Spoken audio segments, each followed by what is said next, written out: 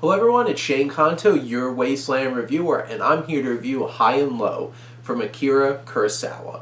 And this is yet another addition into the Filmstagram Movie Club. We're in the middle of our Akira Kurosawa month, and definitely from being able to go back and watch Akira and High and Low, I'm starting to really realize what kind of depth and range of creative juices Akira Kurosawa had as a director and as a writer, because you're looking at his films. I always knew him from his samurai films, Yojimbo and Rashomon and Seven Samurai and The Hidden Fortress, and then getting to watch Ran, which was one of his last big sprawling epics.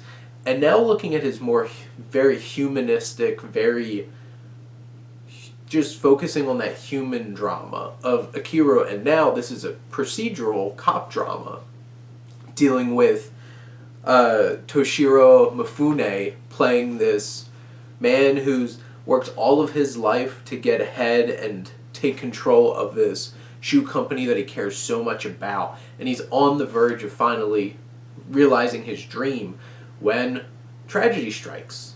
And what initially he thought was his son is kidnapped turns out to be his chauffeur's son is kidnapped. And they want all of his money. And what makes this particular, like you've seen films about kidnappings and shows, and you can get so complex, perfect example is the new Perry Mason show, which I don't even really remember who actually did it in the end. And you could have something where it's complex, but it builds tension. It's threaded through. You're building and building and building to this point, and you're invested, and you're keeping track of things, and that just builds the excitement along the way. High and Low accomplishes that. This goes from point A to point Z in the end, but you're along the way, and you see the ramifications of everything that has happened because of this journey. And where this could have easily just been like your straightforward procedural drama, where there's definitely moments of just really insider baseball kind of police scenes of them talking over evidence and doing their ideas, but it's so well shot, it's so well framed, and so well acted across the board. But there's also very intriguing messages from the motivations of why this all even happened in the first place, and what motivated who turns out to be the mastermind behind this plot, but also the moral dilemmas that this film presents makes this so much more complex and nuanced and gray. Because if it's your son, 100%, this guy's going to sacrifice it all and get his son back. But it's his chauffeur's son. Does he sacrifice a life of building up to this point of success to save another man's son? And what are the ramifications? What are the cultural perspectives? What are the societal judgments that are going to come out of this? And this film really makes you think about that. And where scenes could have been feeling just very much like I'm spewing this exposition at you, these ideas, everything feels so earnest and real, and especially Mifune, especially in this first act of this film, he carries such an emotional and just powerful presence. His presence in this film makes those scenes so much better. You feel the tension in him as he's trying to make these moral decisions, these dilemmas that are put in front of you.